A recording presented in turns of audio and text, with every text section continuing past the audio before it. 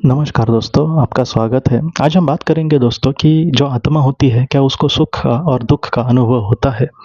आज हम इस तरीके से इन सारी चीज़ों को देखेंगे कि जैसे इंसान के रूप में हमें बहुत सारे सुख हमारे जीवन में आते हैं, बहुत सारे दुःख भी हमारे जीवन में आते हैं। दुःख में इंसान एकदम मतलब कहीं न कहीं एकदम दुखी हो जाएगा और उसको मतलब वो जो संकटों का सामना करना है, वो बहुत ही ज़्यादा मुश्किल लगता है। ऐसे समय में उसको जीवन जीना भी एकदम बोझ जैसे लगता है, लेकिन सुख में हमें बहुत ही अच्छा लगता है। ऐसा लगता है कि ये जो समा हमारा सुख है वो कभी भी ख़त्म ना हो। सुख में इंसान एक-दूसरे के साथ उनका जो बॉन्डिंग होता है वो भी अच्छा चल जाता है। तो ऐसे जो अनुभव है इससे हर एक इंसान को कहीं न कहीं गुज़रना पड़ता है। तो एक इंसान के रूप में तो इसका अनुभव लेना हमें पता है, लेकिन क्या जो आत्मा है वो भी सुख-दुःख से गुज़रती है क्या? तो इसके बारे में आज हम जानकारी लेने की कोशिश करेंगे। इसका हमने मतलब मैं हाल ही में वही सोचता हूँ कि 3 भागों में इसका मैं विभाजन करूँ ताकि इन सारी चीज़ों को हम अच्छे से समझें। पहले तो निचले स्तर की जो आत्मा होगी, वो सुख और दुःख के बारे में कैसे सोचती है। दूसरा, मध्यम स्तर की जो आत्मा होगी, वो सुख और दुःख के बारे में क्या सोचती है। और तीसरा, उच्च स्तर की जो आत्मा होती है, वो किस तरीके से सुख और दुःख के देखने की कोशिश करेगी। तो सबसे पहले हम बात करेंगे निचले स्तर की आत्मा।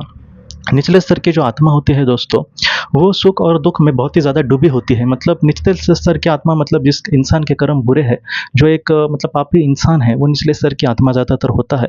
तो वो जो पापी इंसान है, वो सुख और दुःख में बहुत ही ज़्यादा डूबता है। जैसे पृथ्वी पर ऐसे जो पापी लोग हैं, अपने सुख के लिए वो लोगों को मार भी डालेंगे। तो ऐसा जो इंसान है, जब इस दुनिया से चला जाएगा, तो बहुत ज़्यादा चांसेस होते हैं कि ऐसे लोगों की जो आत्मा होती है, वो आत्मलोक में जाने के लिए तैयार नहीं होती। वो पृथ्वी पर ही रहेगी और पृथ्वी में भी वो सुख-दुःख के बारे में सोचने की कोशिश करती रहेगी। लेकिन ऐसी जो आत्मा होती है उसको ज़रा भी शांति नहीं मिलती। ऐसी जो आत्मा है अगर पृथ्वी पर रही तो भी उसको 2 वक़्त का मतलब समाधान शांति नहीं मिलती। ऐसे समय में वो उसके जैसे मतलब बुरे ही लोगों को अपने वश में करके उनको भी दुःख देने का प्रयास करेगी और खुद खुश मतलब होने की कोशिश करेगी। मतलब उदाहरण के लिए कह रहा हूँ क्योंकि ऐसे मैंने मतलब बातें देखी है कि कोई शराब पी रहा है इंसान तो उसके शरीर के अंदर जाकर उस शराब का अनुभव लेने की वो कोशिश करेगी और उससे उसको थोड़ा-सा समाधान मिल सकता है।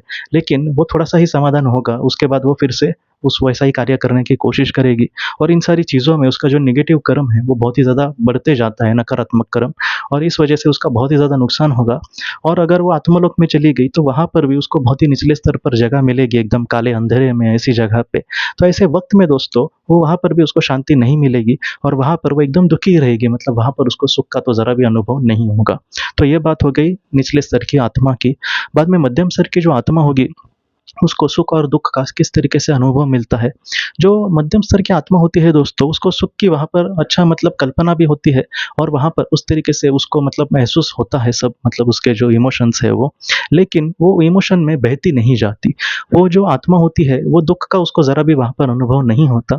जो मतलब मध्यम स्तर की आत्मा है दोस्तों, बस उदाहरण के लिए आपको समझाने के लिए कह रहा हूँ कि आप अभी एक ज़िंदगी जी रहे हैं और आपको ये मैं अगर बोलूँ कि आपके 2 जन्म के पहले आप एक मतलब एक छोटे बच्चे के रूप में जब थे, तब पहली बार आप डॉक्टर के पास आपकी माँ आपको लेकर गई थी और उस समय डॉक्टर आपको इंजेक्शन लगाने वाला था और इंजेक्शन लगाते समय आप बहुत ही ज़्यादा डर गए थे। आपको इस बात से क्या दुःख होगा, आप सोचिए? आपको उस बात से ज़रा भी दुःख नहीं होगा क्योंकि वो बात मतलब होकर गई है। हाँ, वो दुखद घटना थी आपके जीवन की, आप उस वक़्त बहुत रो रहे थे, बच्चे थे आप। लेकिन वो जो अब समय चला गया है और अब आपको उसके बारे में कुछ पता भी नहीं और आपको कुछ लगेगा भी नहीं। ऐसे बहुत सारे मतलब जीवन में ऐसे पल हमारे आए होंगे, आपके हो, हमारे हो। तो इस तरीके से जो मध्यम स्तर की आत्मा होती है दोस्तों, वो सुख और दुःख को इस तरीके से देखेगी। मतलब वो उसमें डूब नहीं जाती, वो एक शांति से समाधान की अवस्था में वहाँ पर रहते हैं। विस्पी और रत्तू ने भी यही बात कही है कि हम यहाँ पर एकदम सुखी हैं, आप ऐसे मत बोलना। हम यहाँ पे सुख और दुःख से परे हैं, हम यहाँ पर शांति में हैं, हम यहाँ पर समाधान में हैं। ये जो अवस्था है दोस्तों समाधान की, आपको लगेगा कि समाधान से ऊपर सुख है, लेकिन ऐसा नहीं है। क्यों? क्योंकि सुख जो है दोस्तों, उसका अंत है, कहीं न कहीं सुख और दुःख इसका अंत होता है कभी ना कभी, लेकिन समाधान अगर हमारे चित्त में हो तो उसका अंत कभी भी नहीं होता। आप बड़े-बड़े संतों को देखो, वो खामख़ा हँसेंगे नहीं क्योंकि वो एकदम सुखी नहीं हो सकते, लेकिन वो समाधानी होते हैं, वो शांत मुद्रा में होते हैं। तो ऐसा जो इंसान है, उसको एक योगी के रूप में बहुत ही बड़ा माना जाता है। तो इस तरीके से दोस्तों जो मध्यम स्तर की आत्मा होती है, वो सुख और दुःख को कहीं न कहीं इस तरीके से देखती है। वो मतलब सुख और दुःख को कहीं न कहीं दूर से देखेगी और शांति और समाधान की अवस्था में वो आत्मालोक में ज़्यादातर होती है। और तीसरी बात उच्च लोक की आत्मा मतलब उच्च वृत्ति की जो आत्माएँ होती है, ऐसी जो आत्मा होती है उच्च स्तर की, तो वो सुख और दुःख से कोसों दूर होते हैं। मतलब क्या है दोस्तों कि जैसे जो लोग हैं, वो अगर पृथ्वी पर भी जन्म ले, जैसे साईं बाबा जी की अगर हम बात करें, तो साईं बाबा जी के बारे में ये कहा जाता है कि कभी उनको भिक्षा मिलती थी, नहीं मिलती थी। अगर कुछ भी ना मिले, फिर भी वो शांति से एकदम रहते थे। मतलब सुख और दुःख से एकदम परे वो चले जाते थे। ऐसा जो इंसान है, वो मतलब बोलते हैं ना, सब में रहता है लेकिन किसी में भी नहीं रहता, और सब में मतलब किसी में भी नहीं रहता लेकिन सब में रहता है। तो इस तरीके से ऐसी लोगों की बात है। ऐसे जो लोग हैं वो सुख और दुःख के एकदम परे चले जाएँगे। ऐसे जो लोग हैं दोस्तों, उनको सुख और दुःख मतलब उनको कुछ भी नहीं, जैसे रास्ते में चलते समय हमारे सामने 4-5 पत्थर पड़े हो, हम उस पर ज़रा भी ध्यान नहीं देंगे, हम अपने काम पे चले जाएँगे। तो इस तरीके से ऐसे जो महान हस्तियाँ होती हैं, महान जो योगी होते हैं, वो सुख और दुःख में अटकते ही नहीं हैं, वो उससे बहुत कोसों दूर चले जाएँगे। एक मध्यम स्तर की जो आत्मा होती है, वो भी चाहेगी कि पृथ्वी पर जब उसका जन्म हो, तब उसके जीवन में अच्छे से सुख आए। लेकिन उच्च स्तर की जो आत्मा होती है, वो इन सारी चीज़ों के बारे में सोचेगी ही नहीं। जैसे एक मतलब बैरागी इंसान है, उसको किसी भी की भी चाह नहीं है, तो ऐसे इंसान को अगर हम 1 करोड़ रुपए का चेक दें, तो उसके लिए वो बस एक कागज़ का टुकड़ा होगा। अब आप सोचिए, हमारे लिए वो बहुत बड़ी बात होगी, लेकिन उसके लिए वो एक कागज़ का टुकड़ा है। तो इस तरीके से सारी चीज़ें होती हैं, उनके लिए सुख और दुःख का उस तरीके से वो कल्पना भी नहीं कर सकते। वो बस एक कहीं न कहीं परमपिता से प्यार करेंगे, वो लोगों को ज्ञान देने की कोशिश करेंगे।